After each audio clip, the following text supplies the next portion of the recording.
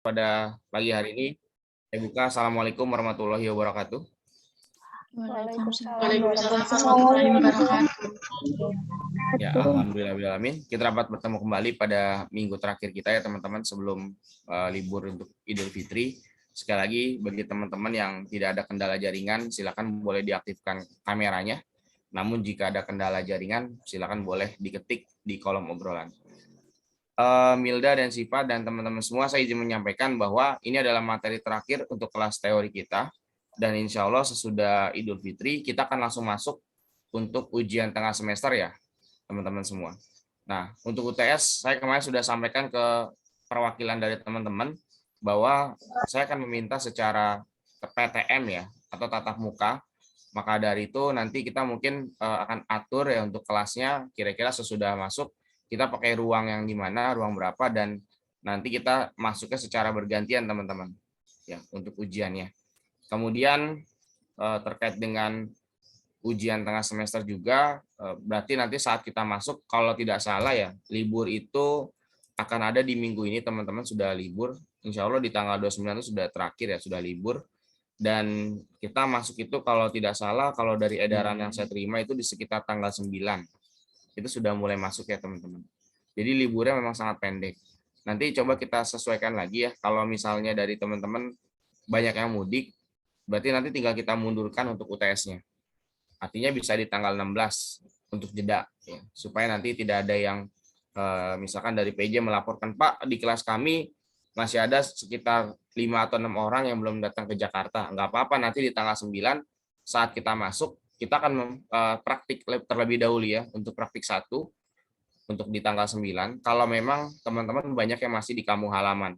Tapi kalau nanti sudah diberikan jeda, di tanggal 16, mau tidak mau kita akan melakukan ujian tengah semester.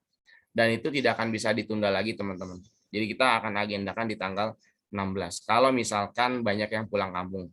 Nanti akan saya konfirmasi kembali ya di grup WhatsApp teman-teman, sekiranya siap atau tidak di tanggal 9, kita langsung masuk untuk UTS atau mau dikasih tambahan 1 minggu. Nanti saya koordinasi dengan Milda dan juga Siva sebagai perwakilan dari kelas teman-teman. Dan saya juga akan ngecatnya di grup nantinya teman-teman.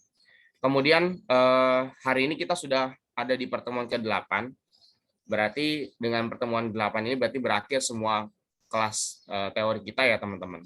Saya berharap teman-teman yang mungkin tadinya punya target mau ke jurnal dan masih belum ada progres, silakan boleh dikerjakan. Tapi kalau teman-teman sekiranya mau ke koran digital itu nggak terlalu lama ya, 1 minggu atau 2 minggu. Dan banyak juga yang sudah terbit. Jadi kalau misalnya sekiranya teman-teman ada yang mau ke koran digital, saran saya langsung disubmit saja ke koran digital tujuan teman-teman ya. Jangan nanti ditunda-tunda kembali. Karena kalau Anda tunda-tunda, biasanya nanti terlupakan gitu ya, waktu Anda sudah libur gitu. Padahal tenggat pengumpulan tersisa 6 minggu lagi ya Milda dan teman-teman semua. Nanti Milda saya minta tolong untuk diingatkan, ini sudah di pertemuan 8 dan semua tugas itu dikumpulkan di minggu ke-14. Ya, di kelas-kelas lain itu untuk artikel sudah banyak yang masuk ya di saya. Meskipun terbitnya ada yang di GeoTimes, ada yang di Kumparan, tapi belum ada yang di jurnal. Sejauh ini ya, ini belum ada mahasiswa yang menerbitkan di jurnal. Tapi alhamdulillah untuk di GeoTimes dan juga Kumparan itu sudah banyak mahasiswa yang mengirimkan artikelnya di Google Classroom. Dan buat teman-teman sendiri nanti kalau misalkan sudah menyelesaikan untuk artikelnya buat ke koran digital, silakan boleh langsung submit ya melalui Google Classroom. Tapi kalau ada yang misalkan Pak Galda terbitnya di jurnal gitu, Galda nulisnya bersama Amelia dan Nurul dan Yesi misalkan, silakan masing-masing perwakilan memasukkan ya linknya gitu. Nanti akan saya cek artikelnya. Jadi bukan hanya Galda saja yang mengunggah, tapi keempat temannya juga mengunggah gitu. Supaya tidak ada notifikasi mahasiswa yang terlambat mengerjakan ya untuk tugasnya yang saya berikan. Kemudian jangan lupa ada tugas resensi ya, itu bisa dikerjakan SKS. Sistem kebut semalam juga bisa gitu, nggak ada masalah. Jadi teman-teman mohon Milda dan juga Siva diingatkan bahwasanya tenggat pengumpulan kita itu sudah tidak lama lagi ya, hanya tersisa 6 minggu lagi. Ada yang mau ditanyakan terkait dengan tugas akhir? Silakan. Sebelum saya langsung melanjutkan untuk presentasi saya. Tidak ada? Ya, silakan. untuk resensi itu ada template-nya atau sesuai yang di PPT di Google Classroom itu, Pak? Maksudnya Resensi ya, cover gitu. Iya. sesuai dengan kuliah perdana yang saya berikan waktu itu ya Dewi ya. Ada saya memberikan terkait dengan fontnya menggunakan Times New Roman ukuran 12 ya. Dan ketentuannya ada minimal halaman kalau tidak salah 2 halaman ya Dewi. Dan maksimalnya itu ada 5 halaman kalau nggak salah ya. Jadi nggak banyak untuk resensi dari saya itu. Memang resensinya beda dengan resensi yang bersifat umum gitu. Karena saya minta untuk melihat pemahaman dari teman-teman, bisa nggak sih membuat suatu pemahaman terkait dengan masalah materi yang sudah diberikan. Karena kan ada 13 materi ya, Dewi cukup pilih satu saja yang paling Dewi kuasai. Misalnya Dewi menguasainya kalimat efektif, ya silakan Dewi boleh memilih materi kalimat efektif. Kalau Dewi menguasainya paragraf ya silakan. Gitu. Yang penting nanti jangan lupa dimasukkan yang namanya catatan badan. Karena Dewi kan melakukan parafrasa ya dari buku tersebut gitu. Ada lagi? Pak, kalau untuk kesimpulannya itu pakai kata-kata sendiri atau ikut dari buku gitu, tapi lebih diringkas? Kesimpulan di mana tuh? Rangkuman maksudnya, Pak. Kan dalam resensi itu ada rangkuman dari yang Dewi pahamin gitu, Pak. Nah, itu pakai kata-kata sendiri. Menggunakan bahasa Anda sendiri. Oh, Dan jangan lupa dicantumkan sumbernya ya. Iya, Pak. Terima kasih, Pak. Ya, sama-sama. Ada lagi dari teman-teman lain? Bapak, maaf mau tanya, itu resensinya pakai buku yang Khazanah itu kan ya, Pak? Iya, sesuai dengan yang tertulis di dalam kuliah perdana, Milda. Kalau di senior sih sudah banyak yang punya ya, jadi kalau teman-teman sudah ada agenda ke kampus, pinjam aja dengan senior. Itu menurut saya lebih efektif. Tapi kalau ada yang sudah membeli ya silakan boleh digunakan. Ada lagi, teman-teman? Baik, kalau tidak ada, teman-teman, saya izin untuk menampilkan presentasi saya untuk materi yang terakhir ya. Ada 2 materi, yaitu reproduksi tulisan dan produksi tulisan pendek ya, kalau tidak salah untuk materi saya pada hari ini, dan itu sekaligus menjadi penutup untuk mata kuliah Bahasa Indonesia di sesi 1 ini. Dan insya Allah Milda dan teman-teman semua, kita ketemu lagi nanti sesudah Idul Fitri untuk langsung masuk ke dalam ujian tengah semester. Baik, saya izin untuk menampilkan presentasi saya, teman-teman. Saya izin untuk share screen. Silakan mau disimak, teman-teman. Saya izin mempresentasikannya. Assalamualaikum warahmatullahi wabarakatuh. Teman-teman semua, saat ini kita sudah memasuki materi yang ke-12, yaitu produksi tulisan pendek. Tibanya kita di materi ini berarti menandakan bahwa sebentar lagi perkuliahan Bahasa Indonesia untuk materi diskusinya akan segera berakhir. Saya izin melanjutkan untuk materi ke-12, yaitu produksi tulisan pendek. Dalam produksi tulisan pendek, kita akan membahas tentang esai, artikel, dan makalah. Ketiganya adalah suatu hal yang seringkali kita kerjakan ketika kita ada di tingkat universitas. Misalnya saja pada esai ya, yang merupakan opini berisi suatu pendapat ya, yang ditulis oleh seorang esais terhadap suatu hal yang hendak dikritisi atau dia ulas. Kemudian ada yang namanya artikel, yang merupakan sebagai tugas wajib kita dalam karya tulis ilmiah Bahasa Indonesia. Dan artikel juga dalam pengembangannya menjadi suatu keluaran ya untuk semua mahasiswa perguruan tinggi, baik itu untuk strata 1, strata 2, atau strata 3. Jadi artikel ini bisa merupakan hasil teks penelitian ataupun bisa merupakan kajian teoretis. Namun dalam perkembangan saat ini, beberapa artikel yang dikembangkan secara teoretis itu sudah ditolak di beberapa jurnal. Dan untuk publikasi artikel dapat dilakukan pada jurnal ataupun pada koran digital. Tapi kalau untuk koran digital tentu saja masuk klasifikasi yang bersifat ilmiah ya. Kemudian ada makalah yang merupakan suatu bentuk karya tulis yang dibuat oleh mahasiswa dalam tugas perkuliahan biasanya dengan salah satu topik tertentu gitu. Nah, tapi untuk makalah dan artikel jelas memiliki perbedaan ya, secara sistematika dalam penulisannya. Marilah pertama kita bahas yang namanya esai ya teman-teman. Secara struktur penulisan, esai itu terdiri atas 3 aspek. Ada pendahuluan, ada tubuh esai, dan ada juga penutup. Masing-masing di sini memiliki penilaian yang berbeda-beda. Misalnya saja pada kategori pendahuluan. Kalau dalam perlombaan, pendahuluan itu bisa memiliki penilaian 10% ataupun 20% dalam penilaian pada perlombaan. Dan sedangkan untuk penutup itu juga sama seperti si pendahuluan, bisa 10% ataupun 20%. Tapi penilaian yang tidak berubah adalah penilaian pada buku esai, yaitu senilai 70%. Nah, pendahuluan itu biasanya di dalam esai berisi tentang latar belakang. Kenapa sih Anda menulis masalah tersebut? Dan kenapa Anda ingin mengkritisi masalah tersebut? Biasanya Anda akan sampaikan di dalam bagian yang namanya latar belakang. Ingat, yang namanya latar belakang di sini jangan sampai Anda nanti membahas yang namanya landasan teori. Jadi Anda masukkan suatu definisi-definisi, misalkan tentang apa itu presiden, lalu apa itu pemimpinan 3 periode. Itu diharapkan tidak ditemukan di dalam ulasan pada bagian pendahuluan. Kemudian kita mengenal yang namanya buku esai atau isi yang merupakan pembahasan. Kemudian cara pembahasan pada esai juga berbeda ya. Kalau kita melihat dalam karya tulis lainnya, dia dibahas secara runtut dan urut gitu. Tujuannya untuk memudahkan pembaca memahami yang disampaikan oleh seorang esais.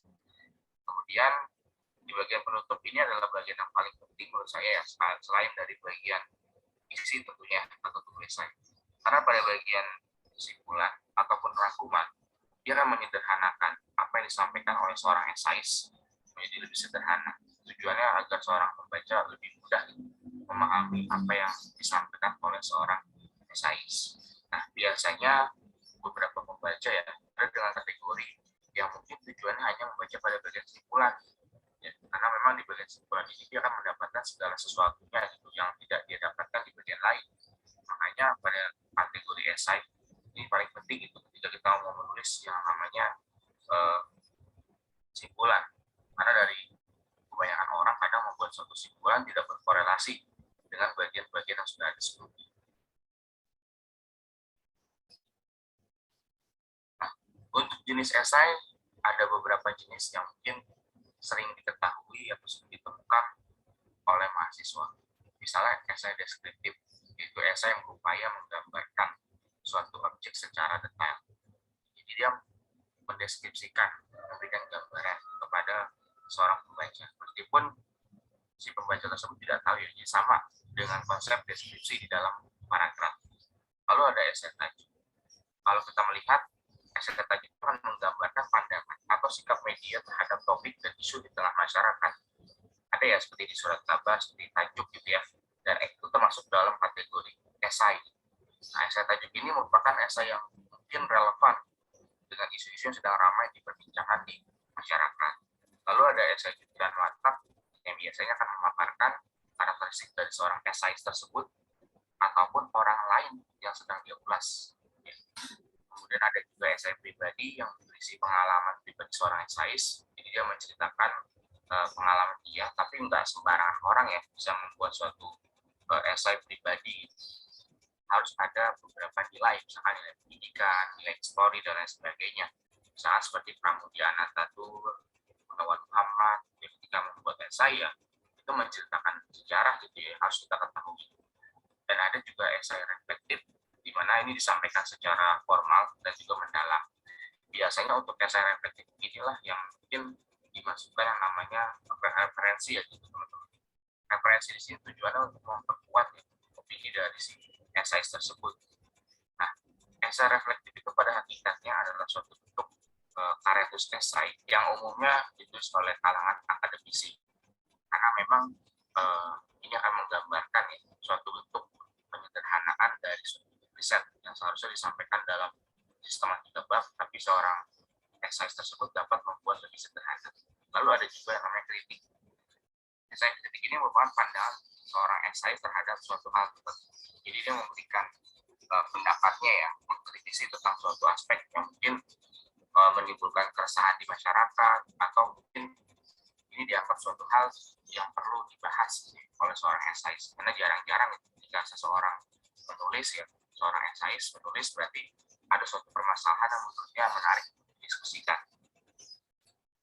Bahasa dalam esai juga sebenarnya kita menggunakan bahasa baku ya, karena memperhatikan beda bahasa, meliputi Becky, Webby, dan lain-lain.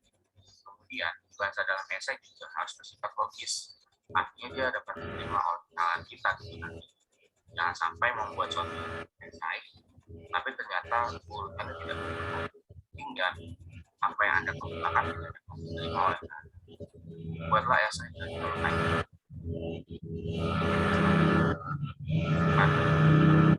Jangan sampai hanya dari situ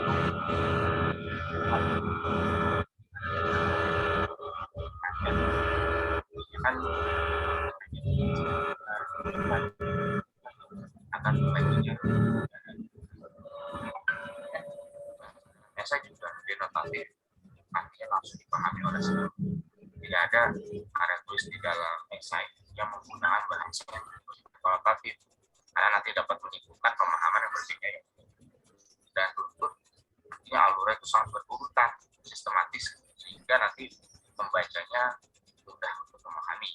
Tapi kalau kita menulis dalam karya tulis non ilmiah misalnya, cerpen, novel ya, maka Anda dipersilakan untuk memasukkan dengan model apapun itu, mau alur maju mundur disilakan, mau alurnya hanya maju juga diperkenankan, seperti itu ya. Ini sebenarnya adalah langkah-langkah yang dibuat pada seorang esais ya, ketika dia baru mulai menulis, tetapi ketika dia sudah menjadi seorang esais yang sudah terbiasa menulis ya, memiliki topik yang ingin dia tentukan, isi judulnya gitu ya. Tapi kalau dia sudah mahir ya, otomatis apa yang ada di dalam pikiran itu sudah bentuk kerangkanya sendiri gitu. Tapi kalau seorang pemula itu mungkin harus memiliki urutan seperti ini. Dia memiliki tema secara garis besar, lalu topik apa yang mau dibahas, baru kemudian dia teruskan kepada judulnya, dia membuat outline dan sebagainya. Jadi ini adalah suatu untuk sistematika atau kerangka yang mungkin diperlukan untuk seorang esais pemula gitu. Ya pada hakikatnya samalah seperti kita membuat suatu karya ilmiah yang lain gitu ya. Kita memiliki yang namanya gaya selingkuh atau template sama dalam bentuk outline supaya nanti di tengah jalan kita tidak kehilangan ide dalam pembuatan esai.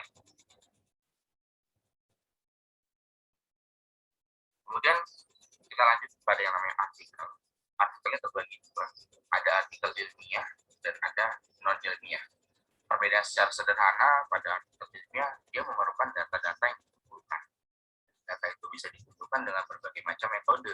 Kalau dalam artikel ilmiah, Anda bisa melakukan wawancara, kuesioner, penelitian tindakan, dan lain sebagainya. Nah, untuk artikel ilmiah jelas dia menggunakan beberapa aspek penting ya. Misalnya seperti dia merupakan penelitian berbasis riset. Jadi dia mungkin dilakukan secara manipulatif. Kemudian sistematika dalam karya tulisan artikel itu juga sudah disesuaikan. Artinya dia sangat seragam. Tidak mungkin ada tulisan artikel dengan sistematika yang berbeda. Lalu data-data sudah dikumpulkan tersebut akan diolah menjadi fakta dan kemudian dibahas dalam bagian pembahasan sebagai hasil dari penelitian sudah dilakukan. Tetapi untuk kategori non ilmiah, dia mungkin saja hanya mengumpulkan teori-teori yang dia dapatkan dari suatu buku ataupun dari artikel-artikel orang lain. Kemudian dia akan sampaikan kepada publik, tujuannya untuk memperkuat pendapat dia sendiri. Jadi jelas ada perbedaan. Kalau berbicara masalah publikasi juga jelas berbeda. Kalau pada artikel ilmiah, itu publikasi akan masuk ke dalam jurnal. Sedangkan kalau untuk publikasi non ilmiah, ini akan masuk ke koran digital, majalah, dan lain sebagainya.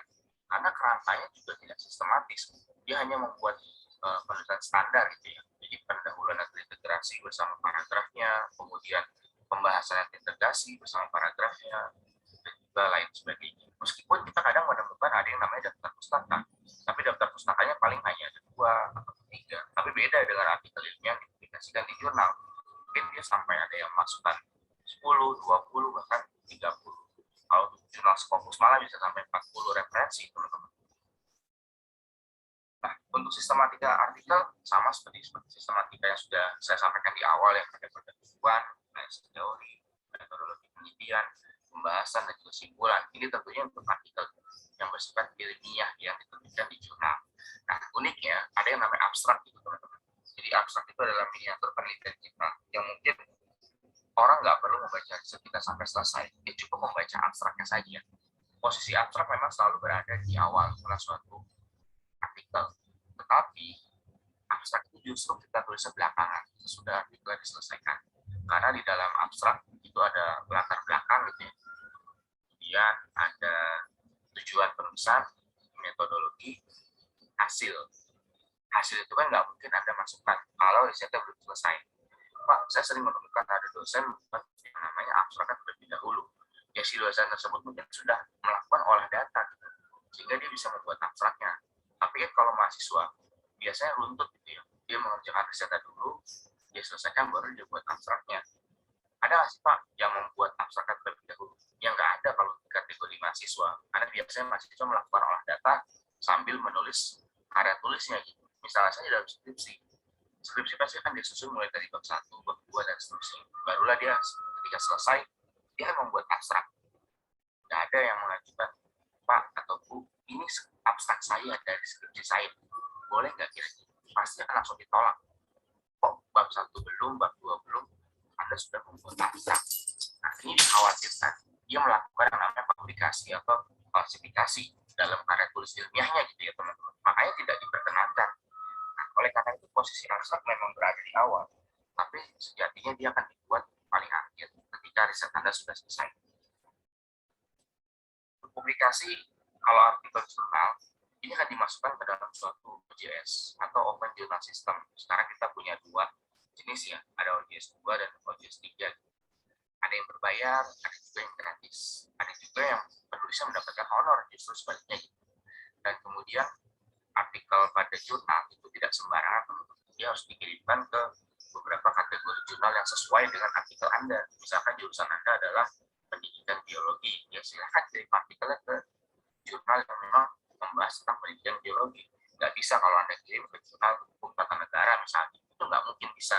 Atau Anda kirim ke jurnal perbandingan mazhab, itu juga tidak bisa. Atau Anda kirim ke jurnal akuntansi atau manajemen, itu juga nggak mungkin bisa. Jadi khusus ya, kita memiliki yang namanya kajian wilayah atau fokus and scope dalam suatu jurnal yang mungkin tidak bisa dicampur adukan antara satu artikel dengan artikel lain. Sedangkan kalau pada koran digital, si penulisnya cukup membuat akun di koran tujuan. Dan ini lebih mudah gitu ya, karena kita akan mengangkat topik-topik terkini gitu teman-teman. Gaya penulisannya pun hanya bercerita atau melakukan narasi gitu dalam artikel tersebut. Bahasanya juga lebih sederhana, tapi tetap ya harus dipadatkan karena jumlah katanya terbatas. Nggak boleh terlalu banyak dan nggak boleh kurang dari jumlah kata minimal yang ditentukan oleh peran tersebut. Nah, waktu terbitnya juga sangat cepat pada koran digital. Ada yang 1 hari, ya bahkan ada yang 2 hari, ya selambat-lambatnya 1 minggu lah teman-teman kalau mau submit di koran digital. Kalau memang tulisan Anda sudah masuk kategori yang baik, dan setiap koran juga memiliki gayanya masing-masing. Kalau Anda mau menulis di koran Kompas, rajin-rajinlah membaca di Kompas. Kalau mau tulis di Kumparan, ya sering-seringlah baca Kumparan tersebut. Jangan sampai Anda mau publikasi di Kumparan, Anda bacanya koran Detik, karena gayanya akan berbeda ya teman-teman. Kemudian ada yang namanya makalah. Makalah merupakan suatu bentuk karya tulis yang biasa disusun oleh mahasiswa S1, S2, ataupun S3. Dalam paparannya, makalah hanya menjabarkan teori-teori yang sudah dikemukakan oleh ahli, lalu kita membuat dan kita sampaikan dalam model pembahasan dengan menggunakan contoh yang lebih spesifik. Tujuannya agar pembaca atau penyimak lebih mudah memahami apa yang kita sampaikan dalam suatu makalah. Biasanya makalah itu sudah dibuat dengan lebih sederhana ya dibandingkan dengan karya tulis yang lain gitu. Misalkan dalam buku ya. Kalau buku kan dibuatnya lebih padat, tapi dengan jumlah halaman cukup banyak sehingga membutuhkan pemahaman yang mungkin lebih. Jadi kita nggak cukup membaca 1 kali, kita memerlukan membaca secara intensif, bisa 2, 3, dan seterusnya gitu ya, untuk memahami suatu pesan yang disampaikan oleh penulisnya. Tetapi kalau kita membaca suatu makalah, orang akan dapat dengan mudah gitu, menangkap pesan dari yang disampaikan oleh si pembuat makalah, karena memang jumlah halamannya pun terbatas. Jadi biasanya kalau di kelas saya 10 halaman untuk makalah sudah termasuk daftar pustaka, dan jumlah segitu kan jumlah tidak banyak ya teman-teman. Untuk sistematika makalah jelas ada perbedaannya dengan sistematika artikel. Dalam makalah kita memiliki namanya bab, ada bab 1, bab 2, bab 3, bab 4. Nah, tetapi dari beberapa dosen pun memiliki perbedaan. Ada yang hanya masukkan bab 1 kesimpulan dan saran. Tapi di saya ada tambahan bab 2 itu landasan teori dan bab 3 pembahasan. Kadang mahasiswa itu bingung, Pak, apa bedanya landasan teori dengan pembahasan. Jadi di dalam landasan teori, Anda akan memasukkan yang namanya teori-teori ahli yang Anda ambil sesuai dengan topik yang Anda bahas. Kalau Anda sedang membahas materi diksi, ya silakan cari topik artikel atau teori dari buku ya, boleh tentang diksi dan ditulis oleh pakar-pakar ataupun ahli. Jadi Anda bisa menulis landasan teorinya, definisi dari diksi itu apa, lalu apa itu relasi makna. Jadi memang jumlah landasan teori itu pada halaman makalah biasanya 1 lembar ataupun 2 lembar. Dan kita akan menemukan dengan jumlah yang sangat banyak meliputi pembahasannya, itu ulasan yang spesifik dari teori-teori yang sudah dipaparkan tadi. Jadi Anda akan memasukkan contoh-contoh di dalam bab 3 ataupun pembahasan. Dan terakhir ada penutup, saya biasanya menyebut kesimpulan dan saran. Dan terakhir diikuti dengan daftar pustaka. Ya sekurang-kurangnya minimal kalau dalam makalah ada 3 lah. Itu semua dari buku ataupun dari jurnal. Jangan menggunakan sumber dari Wikipedia karena tidak dapat dipercaya. Itu saja mungkin yang saya sampaikan dalam materi kali ini. Sampai jumpa dalam materi terakhir yaitu materi 13. Saya akhiri Taufiq wal Hidayah. Wassalamualaikum warahmatullahi wabarakatuh. Baik teman-teman, saya izin langsung lanjut ke materi yang berikutnya. Materi terakhir yaitu reproduksi tulisan pendek. Silakan boleh disimak oleh teman-teman langsung. Assalamualaikum warahmatullahi wabarakatuh. Baik teman-teman semua, ini adalah materi terakhir untuk didiskusikan dalam kelas bahasa Indonesia yang merupakan materi ke-13. Berarti dengan berakhirnya materi ini menandakan bahwa perkuliahan kita untuk teorinya sudah berakhir ya. Nah, untuk materi ke-13 ini adalah reproduksi tulisan. Secara bahasa mungkin terdengar agak-agak istilah bidang biologi ya. Tapi ternyata memang dalam materi ini kita akan melihat bahwa reproduksi tulisan itu adalah suatu bentuk karya tulis yang baru dari karya tulis yang sudah ada sebelumnya. Misalkan ada beberapa aspek yang akan kita bahas di dalam reproduksi tulisan. Ada resensi, ada sinopsis, ada ikhtisar, ada ringkasan, abstrak, dan juga sintesis ya teman-teman. Mari kita lihat yang pertama yaitu ringkasan. Secara hakikat bahasa ada kita mengenal ringkasan, ikhtisar, ataupun rangkuman. Nah, pada karya tulis yang kita sebut sebagai ringkasan, ini jelas berbeda dengan yang namanya ikhtisar. Karena pada hakikatnya ringkasan ini memang dibuat secara berurutan. Dan si penulisnya sudah membaca karya tulis yang diringkas. Kemudian dia juga sudah memiliki catatan dari gagasan utama dari teks yang sudah dia ringkas, dan dia akan membuatnya secara berurutan. Sama dengan seperti tulisan aslinya. Misalkan bab 1, bab 2, bab 3, dan seterusnya. Dia membuat suatu ringkasan dari bab 1, bab 2, dan seterusnya. Nah, tapi kalau kita melihat pada kaidah ikhtisar, itu nanti akan ada perbedaan. Kalau ikhtisar memang dibuat berdasarkan perspektif dari si penulisnya. Jadi gagasan utamanya saja. Kalau dengan rangkuman bagaimana Pak? Bobot pada ringkasan dan rangkuman jelas ada perbedaan. Rangkuman itu tulisnya agak panjang ya. Dari jumlah katanya lebih banyak dibandingkan dengan ringkasan. Sedangkan kalau ringkasan itu lebih sedikit daripada rangkuman. Nah, namun kalau kita berbicara pada poin pentingnya, ringkasan ini sudah pasti dibuat oleh seorang pembaca yang ahli atau pembaca yang sudah berulang kali membaca karya tulisnya. Jadi nggak mungkin orang membuat satu ringkasan dia baru sekali membaca, itu sangat tidak mungkin. Kemudian gaya yang khas kita temukan dalam suatu bentuk ringkasan karena memang si penulis ini akan menemukan gaya berpikir. Berpikir siapa? Berpikir si penulis buku tersebut. Jadi dia berupaya menemukan gaya berpikir si penulis yang sudah disampaikan dalam buku teks, sehingga nantinya dia akan dapat dalam bentuk poin-poin. Tentu saja di sini memerlukan penelitian ya dari si pembuat ringkasan. Jadi nggak bisa sembarangan. Kemudian barulah dia nanti akan membuat suatu bentuk karya tulis baru yang disebut dengan ringkasan. Nah, ringkasan di sini tujuannya dia buat kepada pembaca yang tidak memiliki waktu yang cukup untuk membaca karya tulis tersebut. Oleh karena itu, dia membuat suatu karya tulis yang dikenal dengan ringkasan dengan tujuan menyederhanakan karya tulis yang sudah dia buat. Kemudian ada yang namanya ikhtisar. Ikhtisar secara bentuknya nggak ditulis secara sistematis ya, jadi dibuat secara acak. Karena dia hanya membuat yang namanya inti teks teks berdasarkan perspektif si penulisnya. Dan Ikhtisar juga mengabaikan sistematika penulisan karena dia lebih fokus pada isi dalam suatu karya tulis ilmiah. Nah, kalau seseorang menulis Ikhtisar, berarti seseorang juga sudah memahami isinya gitu. Meskipun dia sama-sama memerlukan catatan utama ya, tetapi gagasannya tidak akan ditulis secara berurutan. Jadi catatan tersebut adalah catatan penting yang dianggap ini adalah bagian utama dari suatu buku dan akan disampaikan kepada pembacanya. Nah, teks Ikhtisar ini juga lebih singkat ya teman-teman ya. Misalkan dia membuat suatu Ikhtisar dari suatu buku hanya menjadi satu paragraf, dua paragraf, atau tiga paragraf, itu tidak masalah. Karena memang tujuannya untuk menyampaikan hal yang secara lebih spesifik dibandingkan dengan teman yang tadi ya, ada temannya gitu ya, ada ringkasan dan ada juga rangkuman. Kedua teman ini sistematis gitu. Sedangkan kalau si Ikhtisar itu tidak sistematis, Anda berupaya menyampaikan secara komprehensif meskipun tidak menggunakan sistematika yang berurutan. Jadi dia sudah mencatat poin-poin pentingnya dari suatu buku dan akan dia sampaikan dalam bentuk Ikhtisar. Dan informasi cukup padat, gaya penyampaian juga sangat lugas, jadi dia nggak bertele-tele kalau pada bagian yang namanya Ikhtisar. Kemudian ada yang namanya abstrak ya teman-teman.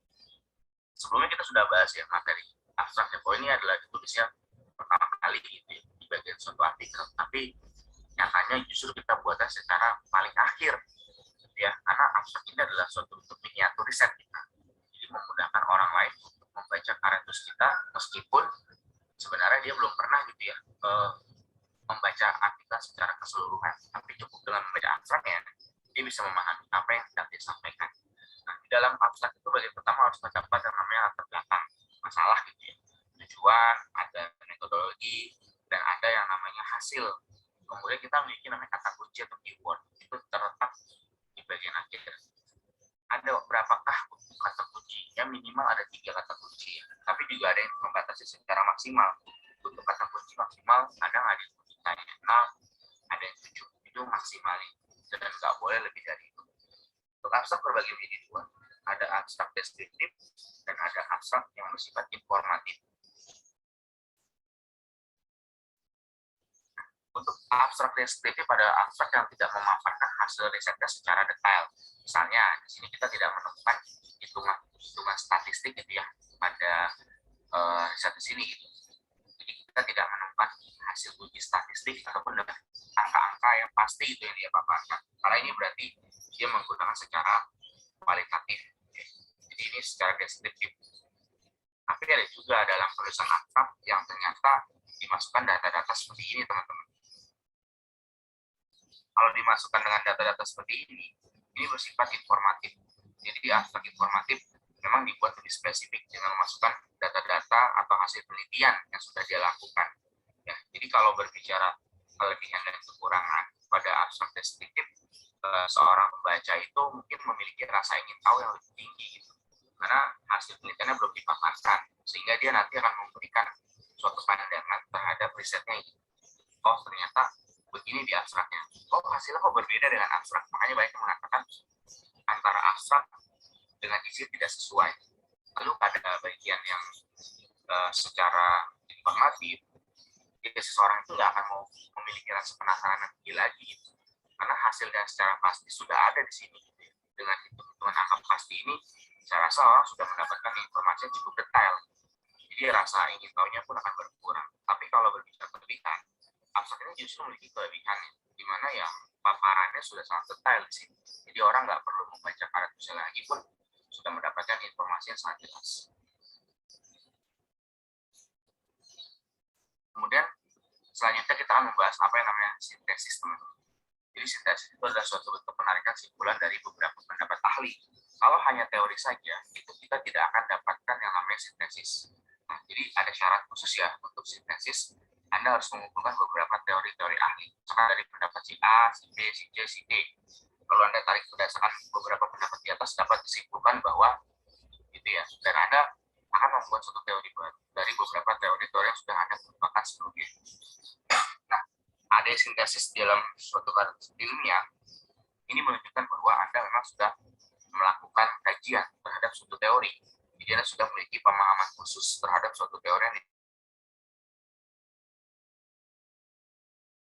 suatu yang namanya sintesis, berarti Anda sudah lebih memahami gitu ya dibandingkan orang lain terhadap suatu bentuk sintesis itu sendiri. Nah, kalau kita melihat secara garis besar, sintesis itu adalah muara gitu ya, dari beberapa teori-teori yang sudah ada kumpulkan. Jadi misalnya ada 3 teori. Kalau hanya satu teori, Anda nggak akan membuat yang namanya sintesis. Pak, boleh nggak kalau mensintesiskan dari 5 teori atau 6 teori? Disilakan, tidak ada masalah. Jadi intinya Anda akan membuat suatu bentuk penyimpulan yang masih berkorelasi dengan beberapa pendapat yang sudah ada sebelumnya. Jadi ketika Anda membuat suatu sintesis, otomatis Anda akan menemukan teori baru gitu ya dalam karya tulis yang mungkin gagasan ini sebelumnya belum pernah disampaikan oleh si pembuat teori sebelumnya. Lalu ada sinopsis dan resensi. Nah, sinopsis ini merupakan suatu ulasan singkat ya, suatu buku teks, bisa buku teks atau buku cerita atau buku lainnya ya. Kita bisa membuat sinopsisnya. Nah, ada juga kita mengenal suatu bentuk karakter ilmiah yang mungkin nggak pernah ada sinopsisnya. Tapi kalau di dalam buku ada buku ilmiah ada sinopsis, ataupun non ilmiah juga kita menemukan ada sinopsis gitu. Kalau di dalam karakter ilmiah justru kita akan menemukan yang namanya ringkasan, abstrak. Kalau dalam istilahnya saja gitu ya. Kalau pada hakikatnya secara bahasa ya bersinonim tentunya. Kemudian kalau pada resensi ini merupakan suatu bentuk penilaian terhadap buku teks. Nah di dalam resensi ini ada yang namanya sinopsis gitu. Jadi kalau kita mau melihat ruang lingkupnya, ini adalah resensi dengan bagian yang terbesar. Dan di dalam resensi ini ada yang namanya sinopsis. Dan ini akan diisi oleh bagian-bagian lainnya, yaitu ada penilaian terhadap buku tersebut. Nah, penilaian tersebut meliputi nama penulis, foto terbitan, dan penerbit, tebal buku, harga buku, ISBN, dimensi, kelebihan, dan kekurangan buku tersebut.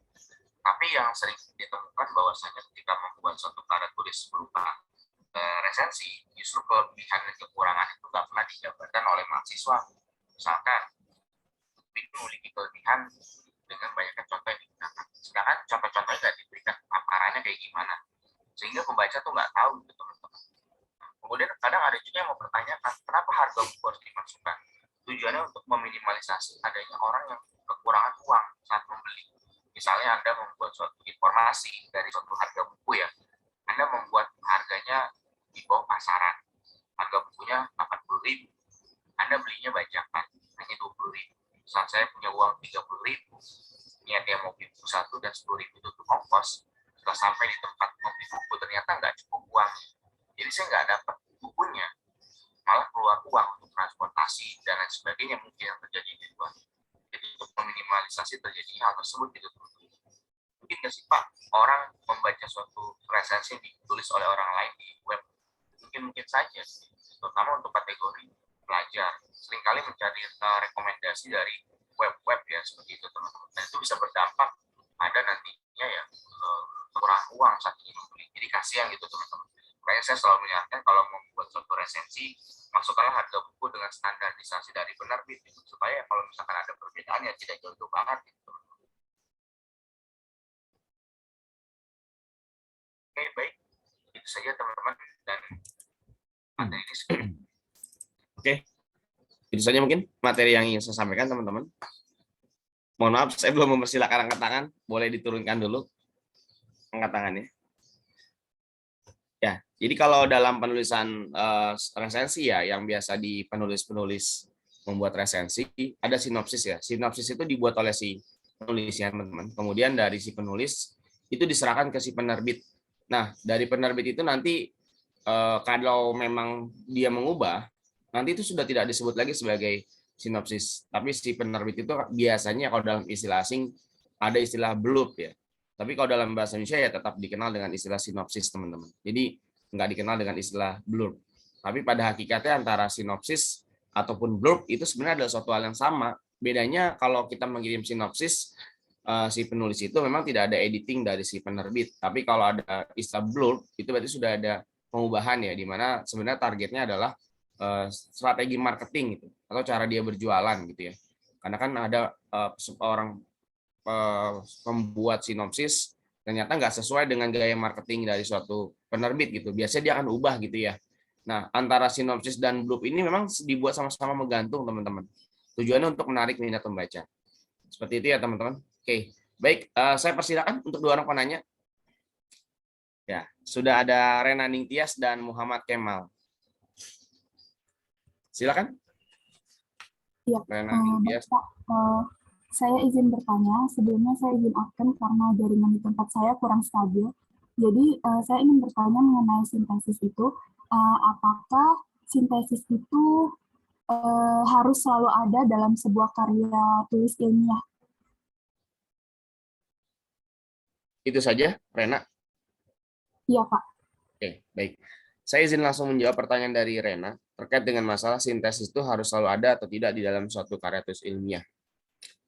Dahulu di tahun angkatan saya saat saya menjadi mahasiswa di UIN, sintesis itu belum diperkenalkan. Tetapi saat saya melanjut studi di S2 di pasca sarjana, ternyata saya membuat model karya tulis seperti saat saya kuliah di UIN itu mendapatkan teguran karena semuanya yang saya masukkan adalah teori-teori, Rena.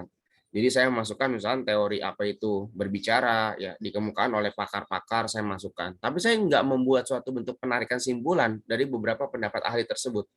Kalau misalnya saya hanya mengutip satu orang gitu ya, misalkan dari A, saya mengutip teori A, lalu saya membuat suatu bentuk penarikan simpulan, itu nggak akan disebut sebagai sintesis, tapi itu hanya sebagai simpulan. Tapi kalau ada beberapa teori yang dikemukakan oleh ahli, ada 3, 4, 5, dan seterusnya, dan saya membuat suatu bentuk penarikan simpulan, itulah yang disebut dengan sintesis. Nah, dari sana saya menyimpulkan bahwa ternyata di UIN itu mungkin kurikulumnya tidak terupdate gitu ya, tidak terbaru saat itu gitu. Sampai akhirnya saat saya melanjutkan studi di S2, itu tegurannya cukup keras gitu dari dosen pembimbing saya. Kenapa Anda tidak membuat sintesis? Apa ya, Prof, sintesis itu? Sintesis itu adalah dasar penarikan simpulan dari beberapa pendapat ahli gitu. Memang saat kuliah satu tidak diminta untuk membuat sintesis gitu. Nah, tapi seiring dengan perkembangan zaman ya, saat ini kalau kita membuat suatu karya tulis, baik itu skripsi ataupun artikel gitu ya, itu sudah diwajibkan untuk membuat suatu sintesis. Apalagi kalau misalkan artikelnya mau ke jurnal terakreditasi. Tapi kalau Rena sekadar menulis di koran digital, ya itu jarang ada yang memasukkan sintesis. Biasanya masukkan hanya teori-teori saja gitu ya, nggak ada sintesisnya. Jadi memang diwajibkan ya Rena ya, setiap karya tulis ilmiah harus memasukkan yang namanya sintesis. Itu tujuannya untuk melihat apakah Anda memang sudah benar-benar membaca suatu teori atau tidak gitu. Karena ada yang menyimpulkannya itu lebih mudah dipahami, ada juga yang membuat suatu simpulan malah makin membingungkan. Jadi macam-macam lah seperti itu. Seperti itu ya Rena ya. Oke, selanjutnya saya persilakan kepada Muhammad Kemal. Silakan Kemal. Izin bertanya Pak, apakah kalau di jurnal ilmiah itu harus pakai sinopsis, hipotesis? Terus hipotesisnya itu kita bikin sendiri apa ngambil beberapa pendapat atau ringkasan pendapat dari para ahli Pak? Jurnal hipotesis atau sintesis yang ditanyakan Kemal tadi? Hipotesis. Hipotesis. Oke. Sebelumnya kamu tahu nggak definisi dari hipotesis itu, Kemal? Dugaan sementara, Pak. Ya. Kalau dugaan sementara berarti mengambilnya dari milik orang lain atau dari si peneliti kira-kira?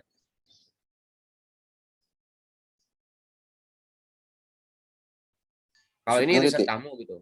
Ini riset Kemal. Berarti hipotesisnya hipotesis orang lain atau hipotesis Kemal? Kita sendiri. Ya, hipotesis Anda sendiri sebagai seorang peneliti tentunya. Jadi itu hipotesis kalau memang ada di dalam artikel, ada atau tidaknya ya, itu tergantung dari si pembuat artikel. Tapi kalau ini dalam konteksnya artikel gitu ya, itu saya jarang menemukan adanya hipotesis. Karena artikel itu berarti risetnya sudah dilakukan, Kemal. Tidak ada pembuatan artikel yang memang baru mau progress atau sedang berjalan. Misalnya, kalau kita melihat dalam karya tulis skripsi, kita menemukan ada hipotesis. Kenapa? Karena skripsi halamannya cukup banyak, Kemal.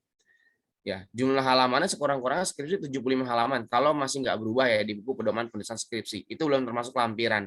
Tapi kalau artikel di jurnal itu tentatif, Kemal. Ada yang mulai dari 5 halaman, ada yang 8 halaman, ada yang 10 gitu ya. Ada yang 12, ada yang 15. Bahkan yang paling banyak tuh di UIN itu Studia Islamika, 30 halaman. Itu sudah paling banyak. Tapi tidak ada hipotesis. Ya, kalau di dalam penelitiannya kualitatif, itu saya jarang menemukan ada hipotesis. Nah, kalau di kuantitatif gimana Pak pada artikel ilmiah gitu? Di artikel ilmiah di jurnal saya juga tidak menemukan hipotesis gitu. Karena hipotesis itu biasanya membuang banyak ruang gitu ya untuk si penulisnya menulis gitu. Makanya artikel itu sangat dibuat secara komprehensif dan nggak dibuat dengan jumlah halaman yang bertele-tele. Yang penting sudah sampai jumlah halaman minimal. Misalkan halaman minimalnya 10 halaman. Ya maka ketika sudah cukup 10 halaman ya tinggal dipaparkan pembahasannya gitu.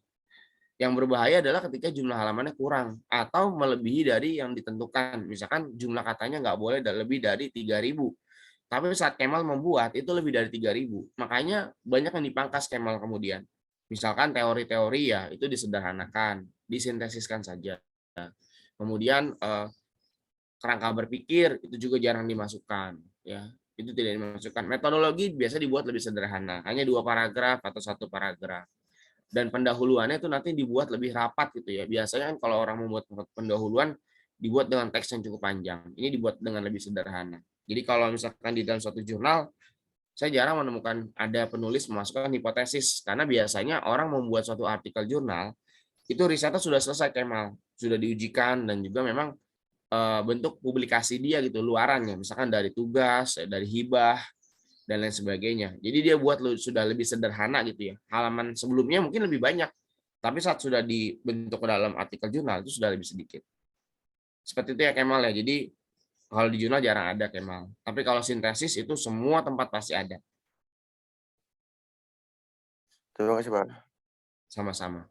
Baik, teman-teman semua, untuk mengefektifkan diskusi kita pada siang hari ini, saya persilakan kepada kelompok 12 dan kelompok 13 untuk melanjutkan diskusinya. Tadi kelompok 12 diwakili oleh siapa? Saya, Pak. Akmal. Ya, Akmal. Kelompok 13? Saya, Pak. Sabrina. Sabrina. Oke, baik. Silakan untuk mengefektifkan diskusi kita kepada Akmal dan Sabrina, disilakan. Baik, bismillahirrahmanirrahim. Terima kasih kepada Bapak Syabul Huda selaku dosen pengampu mata kuliah Bahasa Indonesia. Saya Muhammad Akmal sebagai moderator dari kelompok 12 izin untuk membantu sesi tanya jawab kelompok 12 dengan materi yang berjudul produksi tulisan pendek. Baiklah, langsung saja saya akan membuka sesi tanya jawab kepada 3 orang penanya tercepat. Bagi yang ingin bertanya silakan gunakan fitur raise hand-nya. Nanti kalau misalnya jumlah terlalu banyak Akmal boleh memilih yang Akmal utamakan. Jadi teman-teman yang belum pernah bertanya sama sekali. Tapi karena jumlahnya lebih banyak, mohon bagi yang belum pernah bertanya tapi nggak mendapatkan kesempatan, silakan teman-teman boleh menambahkan. Karena hari ini adalah diskusi terakhir kita. Jadi Anda nggak bisa mencari nilai informatif di luar hari ini. Saya kembalikan kepada Akmal. Untuk penanya pertama, saya persilakan dari saudari Nur Aisyah untuk menyebutkan pertanyaannya.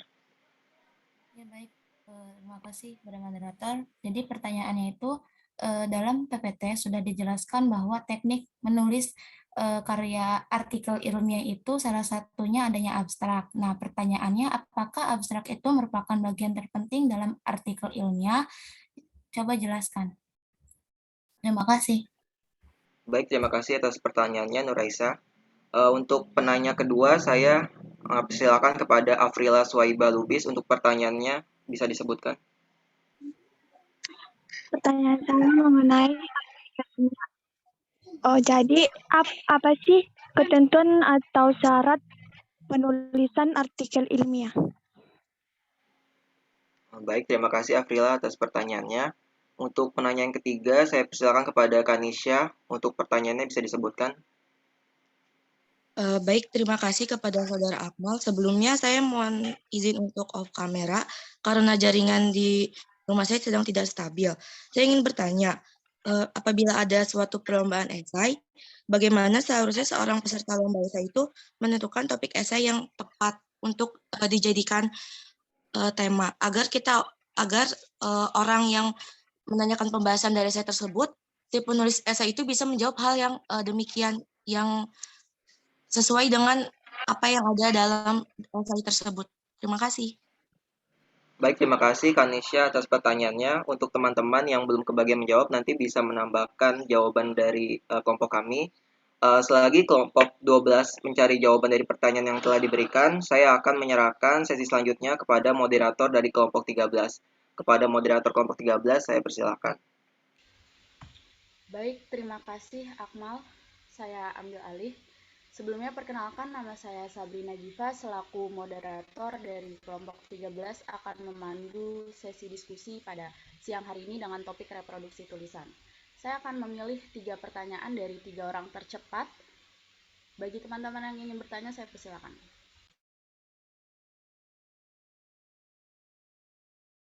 Sebelumnya mohon maaf kepada Nur Aisyah, saya tidak dapat mempersilahkan kepada Anda karena sudah bertanya di kelompok yang sebelumnya. Mungkin kepada Devina Trianjani saya persilahkan untuk membacakan pertanyaannya. Baik, terima kasih. Saya izin bertanya nih. Dalam PPT kan ada dikatakan bahwa abstrak itu gambaran secara ringkas isi makalah ya. Lalu apa perbedaannya dengan kesimpulan yang ada di dalam makalah tersebut? Terima kasih. Baik, terima kasih kepada Devina. Selanjutnya kepada Lira, saya persilahkan untuk bertanya. Baik, terima kasih moderator. Sebelumnya saya ingin bertanya mengenai abstrak. Apakah dalam penulisan abstrak itu perlu ditulis dalam 2 bahasa, kayak bahasa Indonesia dan bahasa Inggris gitu? Soalnya kan terkadang saya menemukan jurnal gitu yang abstraknya itu ditulis dalam 1 bahasa, ada juga yang 2 bahasa gitu. Kira-kira mana yang lebih baik? Terima kasih. Baik, terima kasih kepada Lira telah membacakan pertanyaannya. Selanjutnya kepada Nabila Dia Futuha, mohon untuk membacakan pertanyaannya. Ya, saya izin bertanya. Jadi, kan kalau nggak salah tadi saya dengar Pak Syihab bilang kalau abstrak itu dibuat di akhir. Sedangkan pernah beberapa kali disuruh kan untuk mereview jurnal gitu. Nah, dan membuat jurnal ulang gitu dari jurnal yang ada. Itu beberapa teman saya itu buat abstrak itu di awal katanya dengan tujuan untuk supaya mereka jadi abstrak ini dijadiin patokan buat pembahasan. Nah, menurut kalian tuh lebih efektif yang buat abstrak di awal atau di akhir, dan mungkin kekurangan dan kelebihannya apa? Terima kasih. Baik, terima kasih kepada Nabila Dia atas pertanyaannya. Karena sudah ada 3 penanya, maka sesi diskusi saya tutup. Dan bagi teman-teman yang belum mendapatkan kesempatan bisa menambahkan jawaban dari kelompok kami. Mohon izin untuk berdiskusi terlebih dahulu.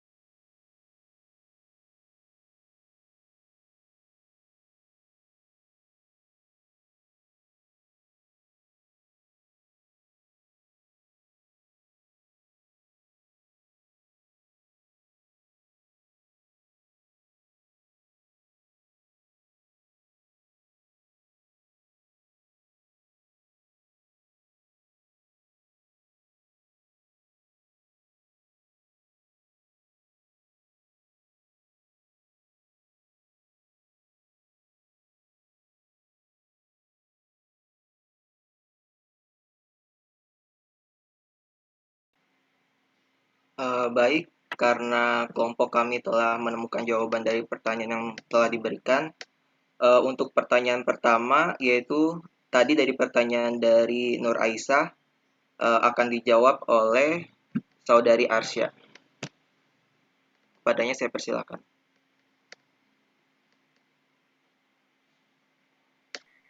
Terima kasih, moderator.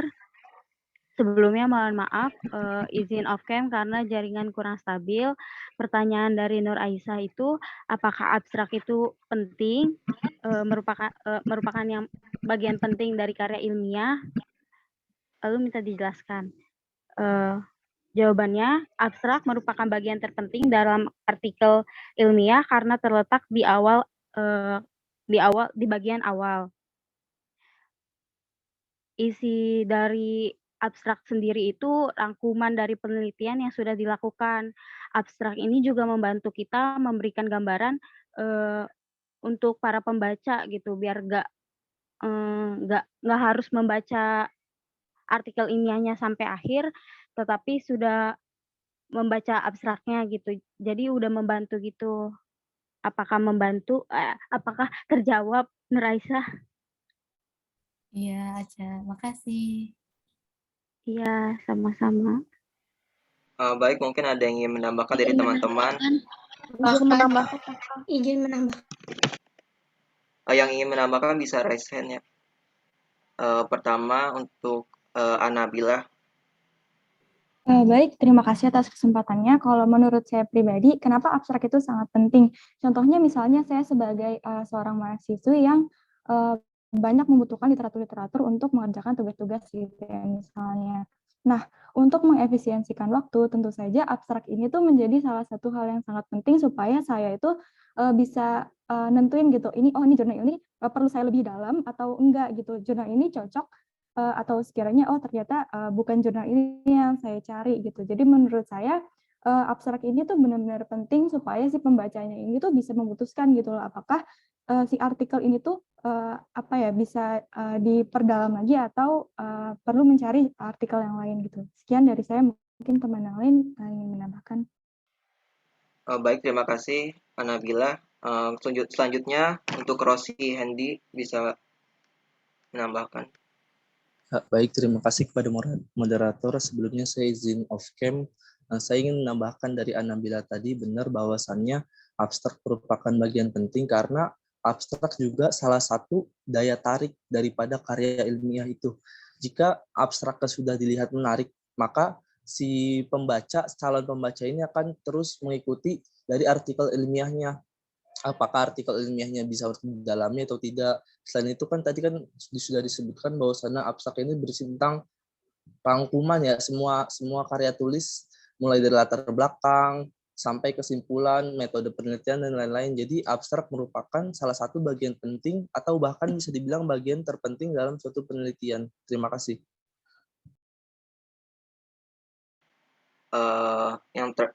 Untuk penambah yang materi ketiga itu dari Lazrin bisa menyebutkan penambahannya. Ya, baik, terima kasih kepada moderator. Tambahan dari saya sebenarnya secara umum sama seperti teman-teman sebelumnya. Cuma menurut saya penulisan abstraknya dalam suatu karya ilmiah itu sangat penting karena di dalam abstrak itu terdapat keseluruhan isi dari suatu karya ilmiah dan terdapat kata kunci yang dapat memudahkan pembaca untuk menentukan apakah karya ilmiah ini cocok dengan yang dia cari atau tidak. Setelah cocok, pembaca itu bisa membaca lebih lanjut karya ilmiahnya. Nah, dan dia bisa akhirnya membaca seluruh karya ilmiahnya tanpa membuang waktunya. Sekian tambahan dari saya. Baik, selanjutnya dari Siva Amelia ingin menambahkan. Ya, terima kasih kepada moderator. Kurang lebih sama saja sama kayak teman-teman. Jadi salah satunya itu ya penting komponen yang wajib yang disertakan dalam sebuah penelitian. Sebab saat orang lain membaca penelitian kita, maka abstrak itu menjadi panduan atau acuan apakah penelitian yang kita buat itu cocok dengan minatnya. Terus dan sebagai gambaran umum yang terdapat dalam isi laporan penelitian, sehingga tanpa membaca hasil penelitian secara menyeluruh, orang lain akan mudah memahaminya. Sekian, terima kasih. Baik, terima kasih kepada Saudari Syifa. Karena sudah melebihi batasnya, kelompok kami akan melanjutkan ke pertanyaan kedua, yaitu pertanyaan dari Afrila yang akan dijawab oleh Saudari Rizka. Kepadanya saya silakan. Baik, terima kasih moderator. Jadi saya ingin menjawab pertanyaan dari Afrila, yaitu ketentuan dan syarat penulisan artikel ilmiah. Jadi ketentuannya ini ada, yaitu yang pertama komunikatif. Tulisannya ini harus mudah dipahami oleh pembaca, sehingga perlu digunakan penggunaan kata yang tepat dan lugas untuk menghindari kesalahpahaman. Kemudian yang kedua ini ada bernalar. Bernalar di sini dimaksudkan tulisan harus sistematis, isi yang dikemukakan disusun berurutan sehingga membentuk suatu hubungan antar kalimat yang bersistem, koheren, dan serta mengikuti metode penulisan yang tepat. Kemudian yang ketiga ini ekonomis. Ekonomis ini dimaksudnya adalah kata dan kalimat yang digunakan itu harus berisi dan padat, tidak bertele-tele. Kemudian berdasarkan landasan teori yang kuat. Jadi penulis ini harus banyak membaca atau berdiskusi dengan kelompok-kelompok ilmiah sebelum memulai menulis artikel ilmiah. Kemudian didukung data yang kuat serta meyakinkan pustaka yang mutakhir. Jadi tulisan dalam artikel ilmiah ini harus didukung dengan data-data yang terpercaya. Data tersebut biasanya dapat diperoleh dari pustaka yang mutakhir, sehingga penyajian datanya juga harus disertai dengan penulisan pustaka yang digunakan. Kemudian ada dapat dipertanggungjawabkan. Penulisan ini harus dipertanggungjawabkan secara. Oh, baiklah, mungkin ada yang ingin menambahkan dari 3 orang. Izin menambahkan moderator. Silakan raise hand. Baik, untuk pertama dari Siti Atia. Baik, terima kasih kepada moderator.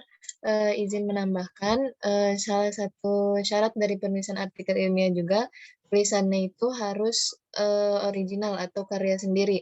Kalaupun menggunakan daftar pustaka ataupun kata-kata dari karya orang lain itu harus menggunakan harus diparafrase lagi, nggak boleh langsung copy paste gitu. Kalau nggak nanti kena plagiarisme. Terus ya seperti tadi yang disampaikan oleh kelompok 12, kalau bahasa yang digunakan juga harus sesuai dengan kaidah-kaidahnya. Terus penulisan artikel juga harus disertai oleh sumber referensi yang kuat, tadi pustaka, buku, dan lain sebagainya. Sekian dari saya. Terima kasih kepada Siti Atia. Kemudian ada penambahan dari pemateri, yaitu Amira Yasmin. Kepadanya bisa menambahkan. Baik, terima kasih moderator. Sebelumnya izin menambahkan materi yang tadi dijawab oleh Rizka, yaitu tentang bagaimana ketentuan atau syarat dari artikel ilmiah. Yang pertama itu ada bahasa yang digunakan dalam sebuah artikel harus disesuaikan model tulisan artikel ilmiah yang akan dibuat. Terus selanjutnya ada tulisan pada artikel harus dibuat sendiri alias original dari hasil karya sendiri, tidak jiplakan gitu. Terus yang ketiga biasanya tuh sebuah topik artikel ilmiahnya yang diangkat dari sebuah artikel itu ialah berdasarkan sebuah kejadian yang terjadi atau suatu respon. Terus yang selanjutnya ide yang ada pada artikel ialah ide yang berasal dari penulis maupun narasumber, atau bisa juga dengan mengambil rujukan dari jurnal, media seperti koran, buku gitu-gitu. Terus selanjutnya penulisan artikel sendiri tidak terikat waktu, bentuk berita, teknik penulisan, dan gaya bahasa. Terus selain itu, selain aktual, gaya penulisan dan panjang pendek artikel harus diperhatikan. Terima kasih moderator. Baik, terima kasih atas penambahannya. Untuk yang terakhir mungkin penambahan dari Nadia Nur Aziza.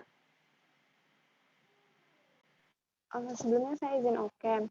Saya ingin menambahkan jawaban teman-teman tadi yang mengenai ketentuan penulisan artikel ilmiah. Mungkin penambahannya itu dari kayak sistematikanya. Jadi ketentuannya itu judulnya misalnya maksimumnya 12 kata. Terus terdapat identitas penulis, terdapat abstrak. Abstraknya ini bisa dalam bahasa Indonesia atau bahasa Inggris yang terdiri dari 250 kata. Terus ada kata kunci yang terdiri dari 3 sampai 5 kata, pendahuluan, metode hasil pembahasan, dan disertai sumber rujukan atau daftar pusaka. Mungkin itu saja. Terima kasih Nadia atas penambahannya. Untuk pertanyaan terakhir, yaitu pertanyaan dari Kanisya akan dijawab oleh Nida Haura. Kepadanya saya silakan. Ya, terima kasih kepada moderator. Sebelumnya saya izin off cam karena jaringan kurang stabil. Pertanyaannya itu adalah bagaimana seharusnya seorang peserta lomba esai menentukan topik esai yang sangat tepat, agar ketika orang menanyakan pembahasan dari esai tersebut, si penulis esai bisa menjawab hal yang demikian. Jawabannya itu, yang pertama ada dalam menentukan topik esai, ada beberapa hal yang dapat kita perhatikan, mulai dari gagasan utama yang sudah kita buat maupun mengetahui hubungan antara topik dengan isi esai. Sebelum menentukan topik esai, juga kita harus memperluas bahasan sehingga topik esai akan mudah disetarakan dengan isi esai. Nah, jadi biasanya ini topik esai itu dibuat ketika isi esai itu sudah lengkap, kita tuh sudah terbuat. Terus juga kita kalau misalnya mau menentukan topik esai, kita harus membaca sebuah paragraf dengan teliti, kalimat yang pertama hingga kalimat yang terakhir. Terus kita harus menentukan kata kunci yang ada dalam bacaan dan tandai kata kunci tersebut yang bisa kita jadikan sebagai topik esai gitu. Terima kasih, mungkin ada tambahan dari teman-teman.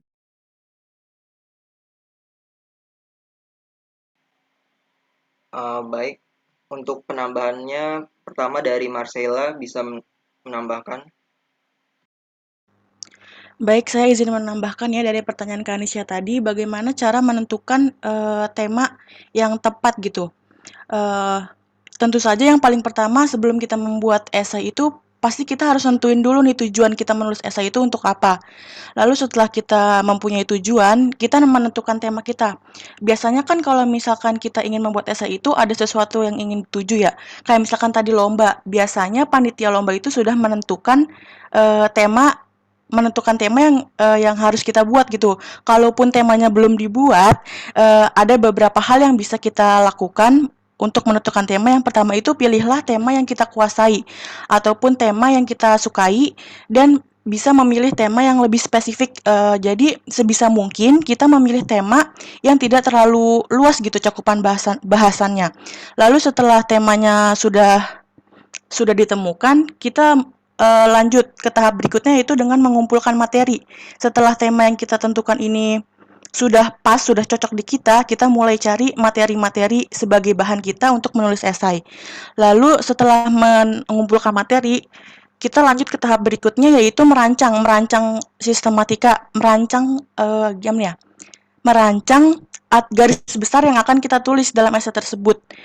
Fungsi kita merancang ini itu sebagai pembatas sampai mana sih esai kita ini dibahas, sampai mana kita menulis pembahasan dalam esai ini. Itu aja mungkin yang bisa saya tambahkan. Terima kasih. Terima kasih Marcella atas penambahannya. Kemudian ada penambahan juga dari pemateri yaitu dari Paradila. Silakan Paradila. Nah, jadi untuk untuk menentukan tema dari sebuah esai itu tergantung dari kemampuan kita dalam menguasai si teori atau kajian masalah tersebut, dan juga tergantung ketersediaan bahan pendukung, referensi, dan literatur lain yang dapat diakses. Selain itu juga kesan menarik dan unik dari topik Anda, dan juga seberapa besar manfaat dari esai yang Anda terbitkan secara umum. Terima kasih Paradila. Untuk yang terakhir penambahan dari Rahmayani Anwar bisa menambahkan. Ya, terima kasih. Terima kasih kepada moderator yang telah mengizinkan saya untuk menambahkan. Jadi saya bacakan dulu ulang soalnya, yaitu pertanyaannya mengenai bagaimana seharusnya seorang peserta lomba esai menentukan topik esai yang sangat tepat agar ketika menanyakan pembahasan dari esai tersebut, si penulis esai bisa menjawab hal yang demikian. Jadi pertama kita harus mengamati, sebagai seorang peserta lomba nih, kita harus mengamati tema apa yang diberikan oleh panitia. Jadi kita harus melihat itu kesesuaian topik yang akan kita angkat dengan tema yang diperlombakan gitu. Setelah misalnya udah dikasih tema sama panitia, kita tentukan topik itu yang harus sesuai dengan minat penelitinya. Jadi nanti ketika pada pembahasan, peneliti itu mengerti apa yang dibicarakan di esai. Terus topik itu juga bisa gitu, si peneliti itu mampu meneliti topik tersebut dengan data yang cukup tersedia sehingga esai tersebut maksudnya memiliki hasil akhir gitu. Dan topik tersebut memiliki kegunaan praktis, bermanfaat dan penting untuk diteliti. Menurut saya sekian. Saya terima kasih. Saya kembalikan ke moderator. Terima kasih Rahmayani atas penambahannya. Itu tadi adalah jawaban dari pertanyaan-pertanyaan yang telah diberikan dan juga penambahan dari teman-teman. Mungkin untuk selanjutnya saya akan melanjutkan kepada moderator dari kelompok 13. Kepadanya saya silakan. Baik, terima kasih. Saya ambil alih kembali. Sekarang kelompok 13 akan menjawab pertanyaan-pertanyaan yang sudah diajukan kepada dari teman-teman sekalian. Yang pertama, pertanyaannya adalah perbedaan antara kesimpulan dan abstrak yang akan disampaikan oleh Rihadatul Aisy dan Atika Nurrohmah. Kepadanya saya persilahkan.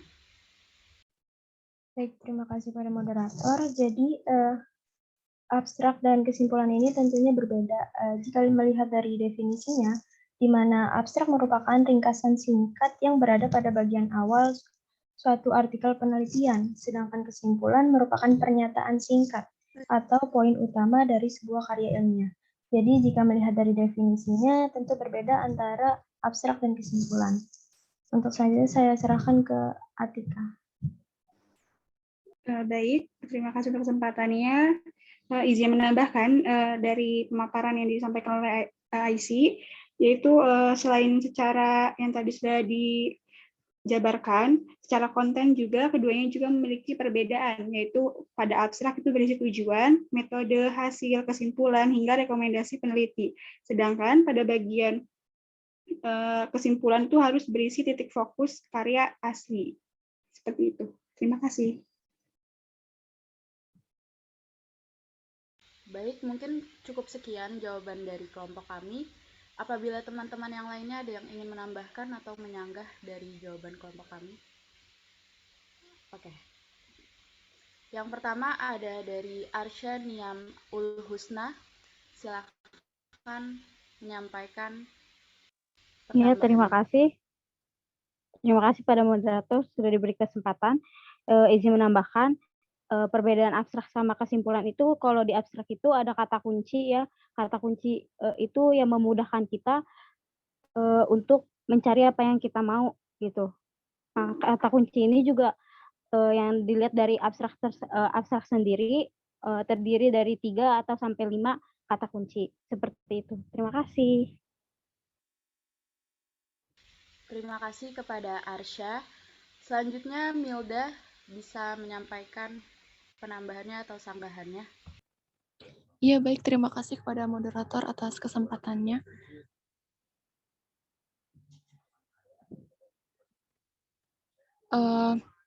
Jadi, biasanya terdapat 4 elemen penting pada abstrak, yaitu fokus penelitian, metode penelitian, hasil kesimpulan, hingga rekomendasi utama.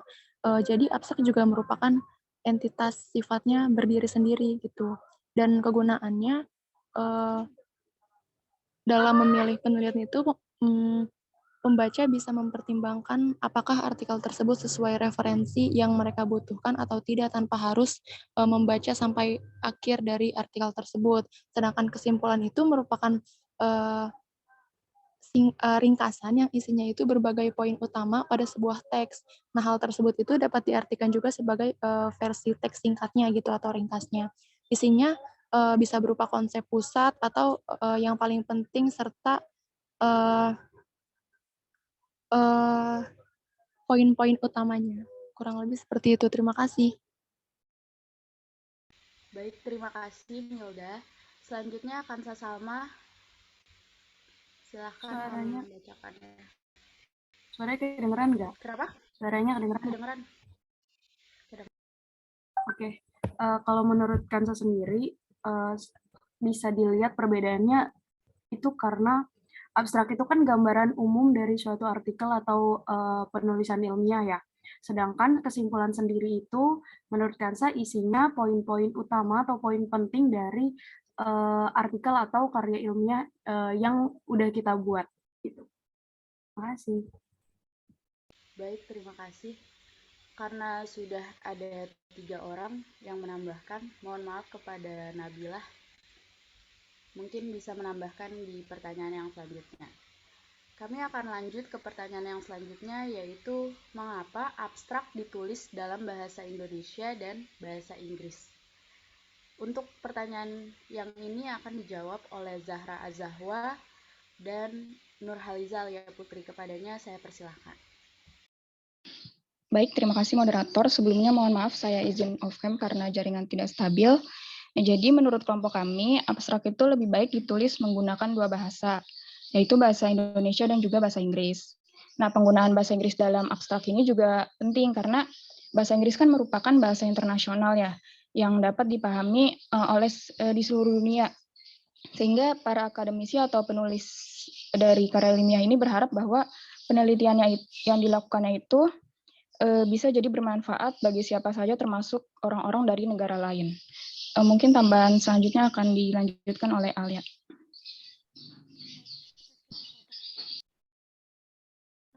Saya izin menambahkan dari jawaban saudari Zahra Zahwa. Bisa jadi untuk pertanyaan abstrak dengan bahasa Inggris dan bahasa Indonesia itu bisa untuk kepentingan perkembangan ilmu pengetahuan. Karena bisa jadi penelitian kamu dapat membantu penelitian serupa lainnya yang dilakukan oleh akademisi dari negara lain. Para akademisi asing tersebut tidak akan dapat mengetahui tentang adanya penelitian kamu apabila ditulis dalam bahasa Indonesia saja. Oleh karena itu, abstrak dalam bahasa Inggris sangatlah penting untuk membantu mempercepat perkembangan ilmu pengetahuan. Mungkin itu saja yang dapat saya sampaikan. Saya kembalikan kepada moderator. Baik, terima kasih. Mungkin sekian jawaban dari kelompok kami mengenai pertanyaan yang nomor 2. Ya, saya persilakan untuk yang ingin menambahkan atau menyanggah jawaban dari kami. Yang pertama ada Syifa Amelia, silahkan membacakan penambahannya atau sanggahannya. Ya, terima kasih kepada moderator. Saya setuju kepada kelompok 13 bahwa bahasa yang digunakan itu bahasa induk dan global. Nah, bahasa induknya itu ya bahasa Indonesia dan bahasa Inggris. Nah, jika ada bahasa global itu kan misalnya bahasa Inggris. Jadi bisa mencakup keseluruhannya gitu. Sekian. Terima kasih Syifa Amelia. Selanjutnya ada Shania Dwi. Dipersilahkan. Baik, terima kasih kepada moderator. Saya izin menambahkan. Jadi menurut saya itu dalam sebuah abstrak penting banget ya untuk ada 2 bahasa, yaitu bahasa Indonesia dan bahasa Inggris. Fungsinya di sini tuh bahasa Indonesia itu di mana bahasanya itu di dalam penelitian ini dilakukan ditulis dalam bahasa Indonesia. Sedangkan kalau misalkan bahasa Inggris ini fungsinya itu untuk kan bahasa Inggris ini merupakan bahasa internasional yang mana fungsinya ini untuk menjembatani perbedaan bahasa bagi pembaca asing yang ingin mencari referensi. Itu saja menurut saya. Terima kasih. Terima kasih kepada Shania Dwi. Selanjutnya ada Siti Maesaroh. Dipersilahkan. Ya, baik. Terima kasih kepada moderator yang sudah mempersilahkan saya untuk menambahkan jawaban. Di abstrak itu kan ditulis menggunakan bahasa Inggris dan bahasa Indonesia. Nah, tujuannya itu dalam penulisan bahasa Inggris kan bahasanya merupakan bahasa global, di mana dalam menggunakan bahasa Inggris ini merupakan respon dari kemajuan ilmu pengetahuan. Karena kan karya-karya ilmiah yang dipublikasikan itu lewat internet sehingga nantinya itu diakses secara global, yaitu mendunia gitu kan. Jadinya itu memudahkan bagi para pengakses. Kemudian untuk menggunakan bahasa Indonesia itu juga diperlukan karena kebanyakan mahasiswa jika misalnya ditulis menggunakan bahasa Inggris saja bisa jadi diterjemahkan dari kata per kata sehingga nanti maknanya itu akan berbeda. Sekian, terima kasih. Baik, terima kasih. Karena sudah ada 3 orang penambah, Maka untuk para Dila dan Siti Fadlatul, saya ucapkan mohon maaf, mungkin dapat menambahkan atau menyanggah di pertanyaan selanjutnya. Untuk pertanyaan yang ketiga, yaitu pertanyaan dari Nabila Dia, bertanya bahwa apakah abstrak itu lebih efektif dibuat di awal sebelum karya ilmiah selesai atau di akhir setelah karya ilmiah selesai. Menurut kelompok kami, sebaiknya abstrak ini dibuat setelah karya ilmiahnya selesai. Kenapa begitu? Karena abstrak ini kan berisikan gambaran umum mengenai karya ilmiah yang telah dibuat. Dan apabila dibuatnya di akhir setelah karya ilmiahnya selesai, maka akan memudahkan penulis untuk menggambarkan apa yang telah dibuatnya gitu. Kelompok saya ada yang ingin menambahkan, yaitu Muhammad Kemal, dipersilakan. Terima kasih moderator. Izin menambahkan untuk jawaban pertanyaan kelompok kami. Dan jika dibuat duluan, kemungkinan abstrak akan melenceng atau keluar dari pokok bahasan abstrak, baik sadar ataupun tidak sadar, dan membuat penulis menjadi kesulitan karena dibatasi oleh abstrak, jadi kurang efisien. Sekian, kembalikan ke moderator. Ya, mungkin cukup sekian jawaban dari kelompok kami tentang pertanyaan yang nomor 3. Di sini ada beberapa yang ingin menambah atau menyanggah. Yang pertama ada dari Rizky Welani, saya persilahkan. Terima kasih moderator. Sebelumnya mohon maaf izin off cam.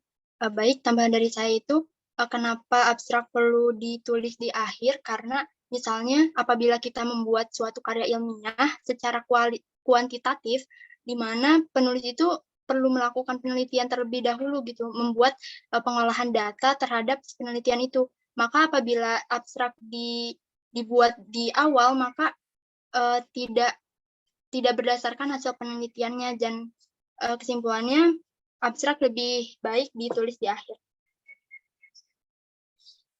Baik, terima kasih kepada Rizky Welani. Selanjutnya ada Safira Nuraini. Kepadanya saya persilakan. Baik, terima kasih atas kesempatannya. Sebelumnya izin off cam. Menurut saya dan bagi saya sendiri, antara abstrak dan abstrak lebih dulu, saya memilih untuk abstrak lebih akhir dibuatnya karena dari pernyataan yang lainnya juga sudah dijelaskan bahwa agar pembahasan nantinya pada abstrak ini tidak melenceng dan tidak keluar dari bahasan yang kita bahas di dalam penelitian tersebut, karena kita juga perlu menelaah dulu, perlu pengolahan data seperti yang sudah disampaikan tadi, dan agar tidak jadi kesalahan atau perbedaan antara abstrak dan juga hasil dari penelitian yang sudah ditulis. Terima kasih. Baik, terima kasih kepada Safira. Selanjutnya ada dari Erliana Puspa, kepadanya saya persilahkan. Baik, terima kasih. Saya ingin menambahkan, kan tadi kenapa abstrak itu ditulis di akhir, yaitu seperti yang teman-teman katakan tadi, bahwa abstrak itu kan isinya itu kan mencakup keseluruhan dari artikel tersebut kan, jadi harusnya ya kita melakukan penelitian dulu, melakukan pembahasan dulu, baru kita membuat abstraknya. Nah, kan tadi katanya ditanya ada beberapa teman-teman yang menjadikan abstrak itu sebagai patokan-patokan gitu, agar tidak pembahasannya itu tidak semakin luas gitu. Seharusnya untuk membuat patokan-patokan itu digunakan kerangka ilmiah, bukan abstrak itu sendiri gitu. Karena kan kerangka ilmiah itu kan berisi patokan-patokan mulai dari temanya, topiknya, terus outline secara garis besar mengenai ide-ide yang akan dibahas gitu. Seharusnya untuk patokan itu dari kerangka ilmiah, bukan dari abstraknya. Mungkin sekian. Terima kasih. Baik, terima kasih kepada Erliana. Mungkin cukup sekian jawaban dan sesi diskusi dari kelompok 13. Saya kembalikan kepada moderator kelompok 12, mungkin untuk menyampaikan kesimpulannya. Baik, terima kasih moderator kelompok 13. Kesimpulan yang dapat diambil dari materi produksi tulisan pendek ini, yaitu ketiga karya tulis ini, esai, artikel, dan makalah, memiliki fungsi dan tujuan masing-masing. Secara umum, ketiga karya tulis tersebut sering disampaikan dalam acara akademis. Hal tersebut karena ada perspektif baru dalam sebuah teori topik permasalahan yang telah ada sebelumnya. Perlu dipahami bahwa meskipun ada perbedaan antara esai, artikel, dan makalah, ketiga ini memiliki persamaan. Semuanya dipakai untuk menyampaikan opini serta fakta untuk menjelaskan sebuah permasalahan. Bahkan dalam beberapa kasus, karya tulis ini merupakan hasil penelitian awal, artinya penelitian lanjutan akan mengacu pada karya tulis sebelumnya. Mungkin itu saja kesimpulan dari materi ini. Selanjutnya, kesimpulan dari kelompok 13 akan dibacakan oleh moderator kelompok 13. Padanya saya silakan. Baik, terima kasih. Saya akan menyimpulkan mengenai materi reproduksi tulisan. Jadi, reproduksi tulisan ini dapat diartikan sebagai kegiatan yang memunculkan kembali gagasan dari suatu teks secara sederhana dengan menggunakan bahasa kita sendiri. Nah, dengan membuat reproduksi tulisan inilah seorang penulis bisa mengingat dan memahami lebih dalam teks yang dibacanya. Beberapa tulisan yang termasuk ke dalam reproduksi tulisan ini diantaranya ada ringkasan, ikhtisar, abstrak, sinopsis, sintesis, dan resensi. Yang mana masing-masing tulisan tersebut memiliki karakteristik yang berbeda-beda. Dan berdasarkan apa yang telah kita lakukan pada sesi diskusi sebelumnya, dapat disimpulkan bahwa abstrak dan kesimpulan itu berbeda karena abstrak merupakan ringkasan singkat suatu karya ilmiah, sedangkan kesimpulan merupakan pernyataan singkat hasil dari penelitian suatu karya ilmiah. Dan kenapa abstrak ini perlu ditulis dalam dua bahasa? Agar dapat bermanfaat untuk siapa saja, karena seperti yang kita ketahui bahwa bahasa Inggris adalah bahasa universal. Dan sebaiknya abstrak ini ditulis di akhir setelah karya ilmiah selesai dibuat, karena agar memudahkan penulis dan abstrak akan sesuai dengan hasil penelitian. Mungkin cukup sekian kesimpulan yang dapat saya sampaikan. Dalam proses penyampaian, saya kembalikan kepada... Oke, baik. Terima kasih untuk teman-teman yang sudah memberikan tambahan hari ini. Mungkin catatan saya sepanjang mengajar selama kurang lebih semua materinya, di hari inilah catatan saya paling banyak ya, menerima nama yang menambahkan. Tapi kalau untuk yang masih satu kelompok, mohon maaf ya, tadi di kelompoknya Akmal ada satu kelompok yang memberikan tambahan, itu tidak akan tercatat di saya. Jadi tambahan itu khusus dari di luar kelompoknya gitu ya teman-teman ya, yang tercatat poin untuk tambahan di kelas saya. Oke, saya izin memberikan tambahan terkait dengan karya tulis ilmiah. Abstrak itu adalah suatu hal yang paling penting ya. Abstrak itu biasa dikenal juga dengan istilahnya miniatur riset gitu ya. Miniatur riset penelitian kita atau istilah lainnya adalah abstrak. Nah, kenapa sangat penting gitu teman-teman? Tadi seperti yang sudah ditambahkan bahwa mungkin banyak kategori pembaca yang tidak memiliki waktu sehingga dia cukup membaca abstraknya saja. Saat dia membaca abstrak, dia bisa menemukan hal yang lain yang mungkin dia nggak sempat membaca sampai akhir. Akhirnya hal lain yang tadinya harus dia dapatkan sampai selesai membaca, justru dia bisa dapatkan gitu saat membaca abstrak. Apalagi abstrak itu memiliki sistematika ya teman-teman ya. Ada latar belakang masalah, ada tujuan, ada metodologi, ada hasil, dan juga ada kata kunci. Sehingga itu sudah disebutkan miniatur dari riset. Nah, tadi dalam pemaparan saya sudah menyebutkan bahwa abstrak itu kalau untuk dosen biasanya bisa membuat di awal gitu. Karena konsepnya sudah ada gitu ya. Tapi kalau untuk mahasiswa, saya nggak menyarankan Anda membuat abstrak di bagian awal. Contohnya gini, misalnya, Sabrina, nanti saat Anda menyusun skripsi, boleh nggak Anda mengajukan, Bu, ini abstrak saya terlebih dahulu. Anda nggak mengajukan bab satunya. Kira-kira apa respon nanti dari pembimbing Anda? Pasti dia akan menolak. Kok abstraknya dahulu? Mana bab satunya gitu? Karena kadang mahasiswa itu nggak bisa melanjutkan konsep yang sudah dibuat di dalam abstrak. Nah, sama ketika mengikuti konferensi. Dulu saya sempat berpikir bahwasanya kenapa sih abstrak itu yang diminta dalam suatu konferensi gitu? Kenapa kita nggak diminta mengirimkan full papernya gitu? Tapi yang diminta adalah abstraknya aja. Karena banyak pembacanya yang mungkin waktunya sangat singkat gitu ya. Dia nggak memiliki waktu yang cukup banyak untuk membaca, untuk kategori jurinya gitu. Tapi ketika artikel selesai, itu banyak artikel yang sudah ditolak gitu. Meskipun abstraknya lolos gitu ya. abstraknya lolos, tapi ternyata artikelnya ditolak gitu saat dikirimkan. Karena apa? Ternyata isinya nggak sesuai antara abstraknya dengan artikelnya. Itu seringkali terjadi, teman-teman. Makanya kalau dalam suatu penelitian, dosen itu biasa sudah menyelesaikan risetnya, baru dia membuat abstraknya. Kemudian dalam pembuatan artikel ilmiah sudah ada ya, setiap jurnal tuh beda-beda. Jadi saya nggak bisa menganggap ketentuannya harus begini gitu. Ada ketentuan yang meminta landasan teori, ada juga yang tidak. Tapi ada juga yang mungkin ada keduanya gitu, ada landasan teori, ada metodologi, ada. Tapi ada juga yang tanpa meminta landasan teori.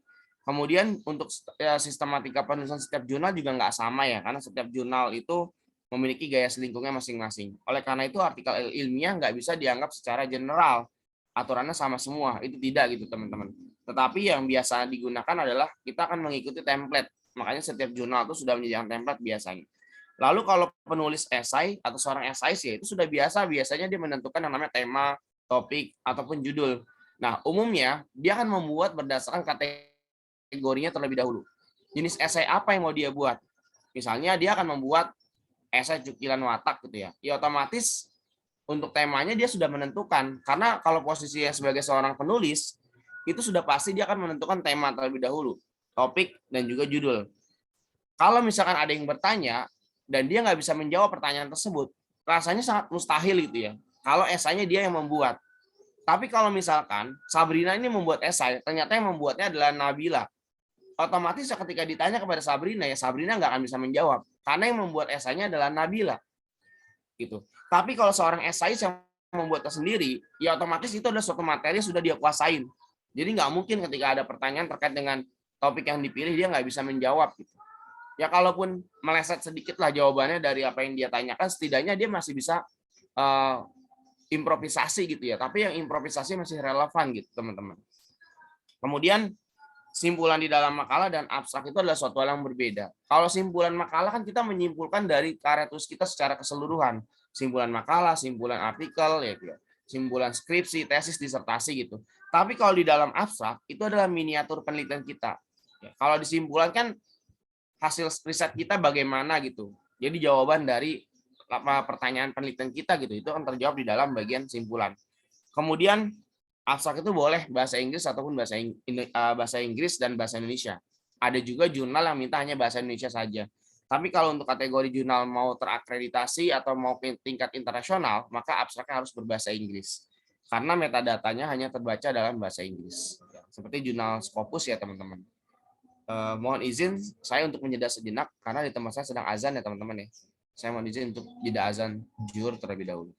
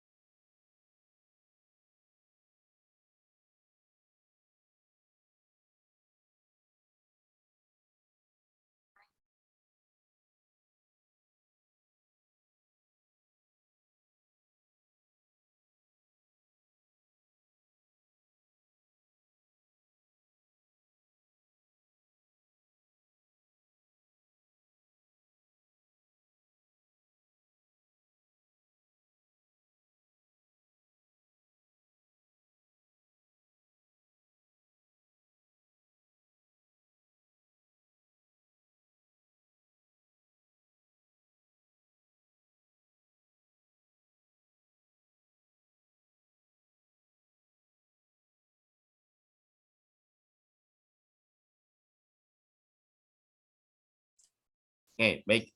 Saya izin melanjutkan, teman-teman.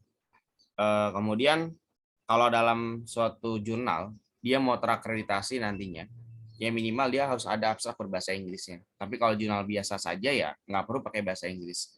Kalau dia mau internasional apalagi gitu teman-teman. Dia harus memiliki namanya proofread khusus gitu ya untuk artikel ilmiahnya, sehingga nanti memang dia menggunakan bahasa untuk karya tulis ilmiah yang memang standarisasinya untuk tingkat internasional. Kemudian abstrak itu tentu saja dibuatnya kalau bisa di akhir ya, kalau untuk mahasiswa, kecuali nanti teman-teman sudah terbiasa dalam membuat suatu penelitian.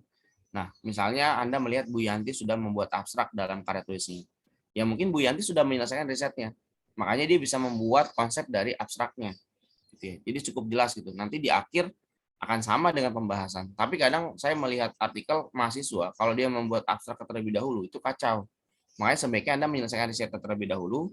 Setelah risetnya selesai, baru Anda lanjutkan dengan pembuatan abstraknya di bagian akhir. Makanya nanti kalau teman-teman mengajukan judul untuk karya tulis ilmiah skripsi, nggak ada yang mengajukan abstrak terlebih dahulu ya, tapi yang diajukan adalah bab satunya terlebih dahulu. Oke, itu saja teman-teman tambahan dari saya terkait dengan pertanyaan tadi sudah diajukan. Sekali lagi saya ingin mengingatkan bahwasanya tugas akhir waktunya terus berjalan. Bagi teman-teman yang memang ada rencana mau ke jurnal, silakan nanti boleh konsultasi ke saya. Kalau teman-teman memang ada kesulitan, nanti boleh kita diskusi di luar dari kelas. Kalau teman-teman yang mau ke koran digital, jika sudah terbit, boleh langsung masukkan di dalam Google Classroom-nya. Ini saja yang mungkin saya sampaikan sebagai penutup saya. Ini mungkin pertemuan terakhir kita, teman-teman. Sebelum nanti kita libur ya, kita ketemu lagi nanti sesudah Idul Fitri, teman-teman semua.